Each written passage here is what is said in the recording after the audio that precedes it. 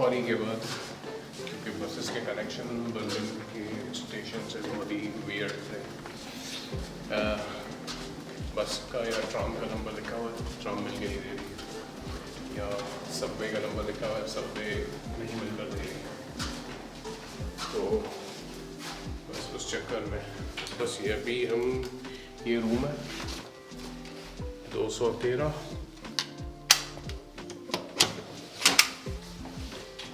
और ये हम दाखिल हो गए कमरे में। तो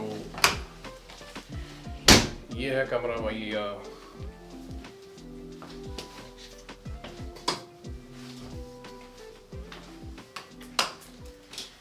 बड़ी खौरी के बाद बिलाखिर पहुंच ही गए।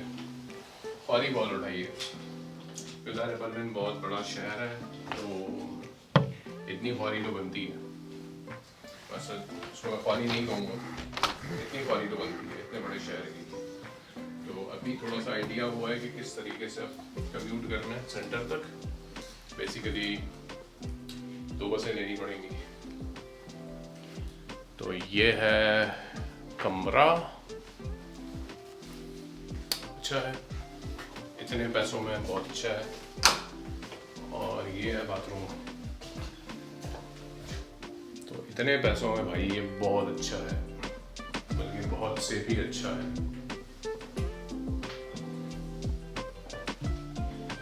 तो ये है कहानी भाई, आखिरकार पहुंच गए। बाकी टिकट की कहानी मैंने आपको बताई थी जो हमारे साथ सीन हुआ है, लेकिन अल्लाह का शुक्र है कि वो खातून बहुत ज़बरदस्त थी, तो उन्होंने बड़ा किया है। लेकिन हमने अब दूसरा टिकट खरीदा है फ्लिक्स ट्रेन के थ्रू। वो जो टिकट था वो तो ज़ाया हो गया, क्योंकि वो नॉन रिफंडेबल, नॉन चेंजेबल था, क्योंकि बहुत ही सस्ता लिया था। बट ये कि चले, लर्निंग है, ऐसे ही सीखता है बंदा। अस्सलाम वालेकुम और सुबह बखैर। तो बर्लिन में पहली सुबह, और इस वक्त हम लोग जा रहे हैं सेंटर की तरफ, तो फिर वहाँ आपको दिखाते हैं। चलो।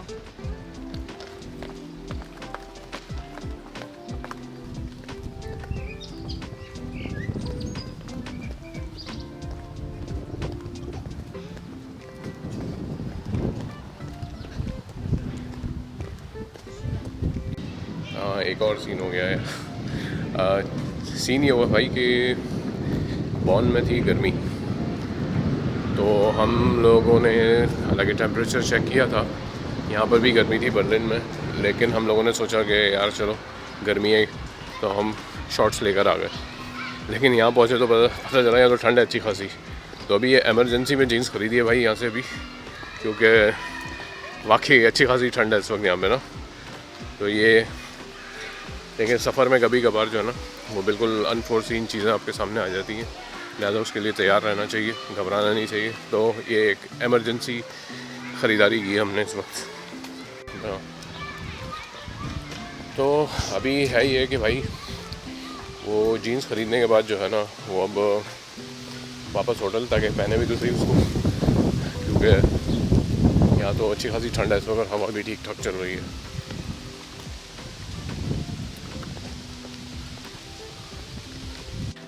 इसी हवाले से एक बात और कि जैसे मैंने बताया कि एमरजेंसी में हमें जीन्स ख़रीदनी पड़ गई ठंड की वजह से, तो इसी सिलसिले में एक बात और कि ज़िंदगी भी बिल्कुल इसी तरीके से है कि उसके अंदर आपको घबराना नहीं है, और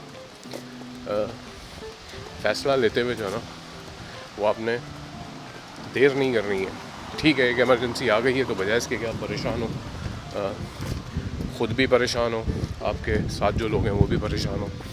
अब एक आ गई है इमरजेंसी तो आपने जो है वो ये करना है ना, कोई ना कोई फ़ौरन फ़ैसला लेना है, आपने उसमें घबराना नहीं है। जैसे कल की मिसाल है कि हमने 1 महीने आगे के टिकट ख़रीदे हुए थे और वापसी का टिकट भी 1 महीने आगे का था, तो इस दफ़ा तो लेडी अच्छी मिल गई कि उसने बेचारी ने कंसिडर कर लिया, लेकिन हमने कहा कि नहीं यार ऐसा नहीं होना चाहिए, लिहाजा हमने दूसरा टिकट ख़रीदा। तो फ्लिक्स ट्रेन का वो भी लकीली हमें सस्ता मिल गया। बाकी जर्मन रेलवे में तो ठीक ठाक महंगे टिकट थे, क्योंकि 1 दिन के शॉर्ट नोटिस के ऊपर। तो फ़ैसले लेने में देर ना करें। मोल्दोवा में एक कहावत है कि डायनासोर्स जो थे वो इसी वजह से एक्सटिंक्ट हो गए, मादूम हो गए, ख़त्म हो गए कि वो सोचते बहुत थे। लिहाजा डायनासोर ना बने, इंसान के बच्चे बने और जल्दी से फैसला करें। ज़िंदगी में ऐसी सूरत हाल आती है जहाँ पे सोचने की ज़रूरत नहीं है, फ़ैसला लेने की ज़रूरत है। हाँ तो भाई लोग, सब कुछ पटलून वटलून पहन के हमने ख़रीद के पहन के और जो है ना अब दोबारा निकल रहा है। चलो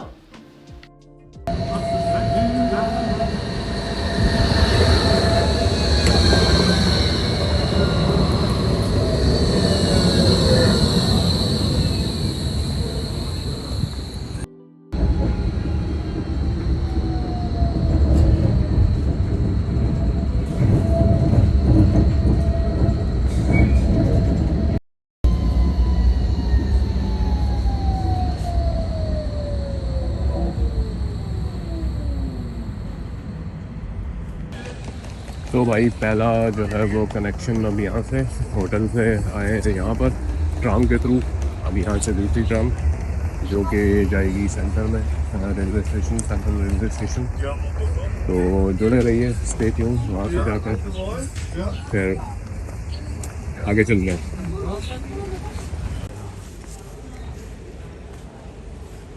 Gleis 4, Einfahrt S5 nach Westkreuz.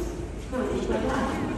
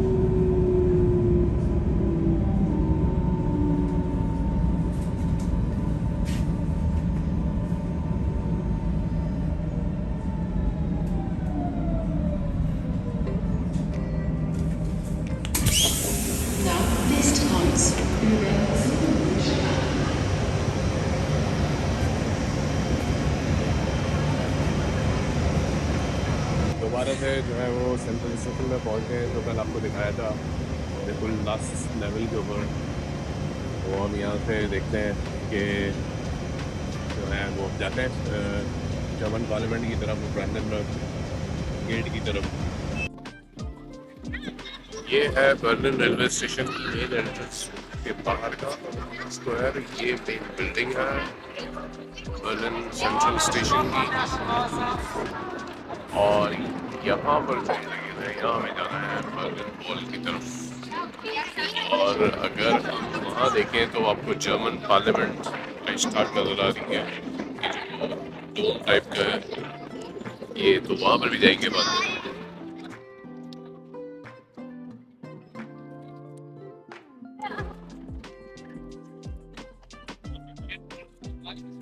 ये जो है 2 किलोमीटर है बर्लिन वॉल की जो यादगार है। देखते हैं कैसे जाए वहाँ तक। अभी फ़िलहाल हम जा रहे हैं ब्रांडेनबर्ग गेट की तरफ, और फिर जाएंगे, यानी इन 3 डायरेक्शन में जा रहे हैं। ब्रांडेनबर्ग गेट, उसके अलावा जो राइक्सटाग है, बुंडेस्टाग जो जर्मन पार्लियामेंट है वहाँ, और फिर बुंडसkanzleramt के जहाँ पर चांसलर बैठता है वहाँ। फिलहाल यहाँ जाएंगे, उसके बाद फिर जो है वो मेरे ख्याल में लास्ट में फिर जाएंगे बर्लिन वॉल की तरफ।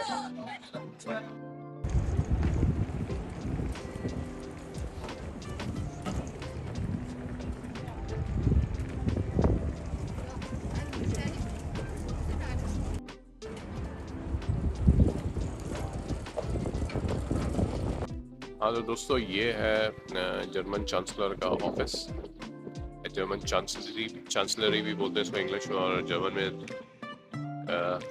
das Bundeskanzleramt। यहाँ पे जो जर्मन चांसलर है वो बैठते हैं, ये उनका ऑफिस है। और ये जो चांसलरी है ये उनको असिस्ट करती है गवर्नमेंट के अफेयर्स को डील करने में। तो ये गवर्नमेंट का हेडक्वार्टर है। और द फन फैक्ट है कि ये दुनिया का सबसे बड़ा गवर्नमेंट का हेडक्वार्टर है। दुनिया का सबसे बड़ा गवर्नमेंट का हेडक्वार्टर है। This is a fun fact. तो जर्मन चांसलर जो है, जो भी चांसलर होता है इस वक्त ओलाफ शोल्स है, जो भी चांसलर होता है ये उनका ऑफिस है। यहाँ से वो सारे गवर्नमेंट के अफेयर्स जो है ना वो डील करते हैं। ये बिल्कुल कांसलरामट के सामने का एरिया है। और ये अभी हम जा रहे हैं राइक्सटाग, यानी कि बुंडस्टाग या जर्मन पार्लियामेंट। तो बुंडस्टाग बोलते हैं इसको जर्मन ज़बान में, जो जर्मन पार्लियामेंट है। और उस ज़माने में इस वक्त हिटलर का दौर था, तो उसको राइक्सटाग यानी कि सल्तनत की पार्लियामेंट या एम्पायर पार्लियामेंट कहते थे इसको, लेकिन अब ये बुंडस्टाग कहलाता है। तो हम उस तरफ जा रहे हैं।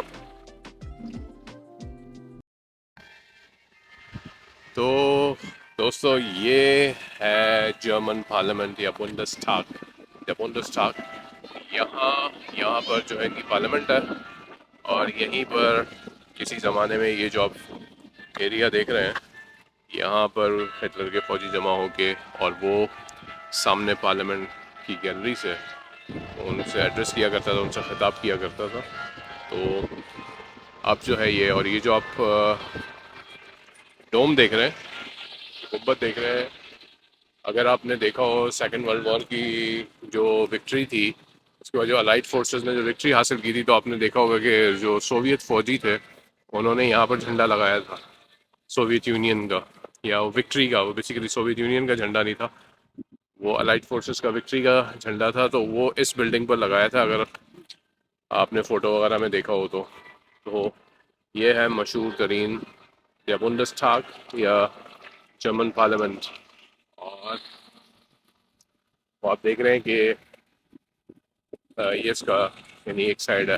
कोशिश करते हैं यहाँ पे ये लोग इसका टूर भी करवाते हैं। तो देखते हैं अगर कोई सिलसिला है अंदर जाने का तो फिर चलते हैं, अदरवाइज़ बाहर से ही इसके आप नज़ारे कर सकते हैं।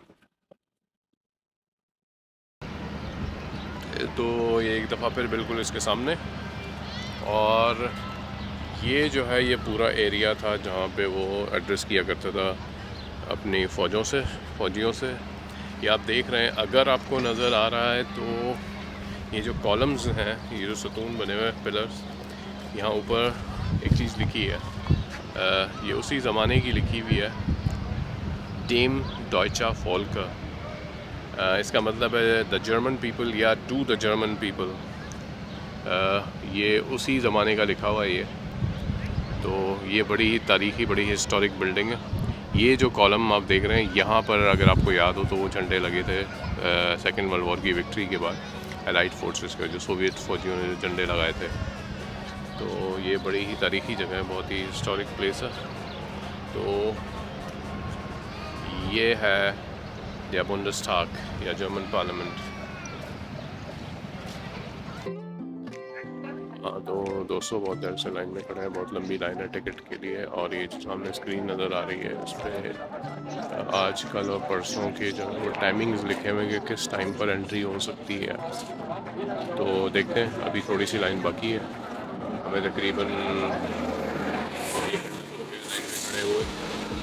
देखते हैं। अभी मेरे ख्याल में थोड़ा सा टाइम और लगेगा शायद, जब आए हैं तो फिर देख कर ही जाएं।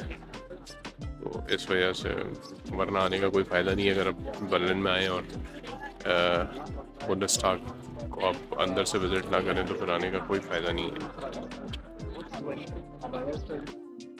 हाँ तो भाइयों, आखिरकार फाइनली जो है वो 1 घंटे के सब्र के बाद, पेशेंस के बाद जो है वो हमें ये पास मिल गया है, और ये फ्री का पास है, यानी इसके कोई पैसे नहीं है।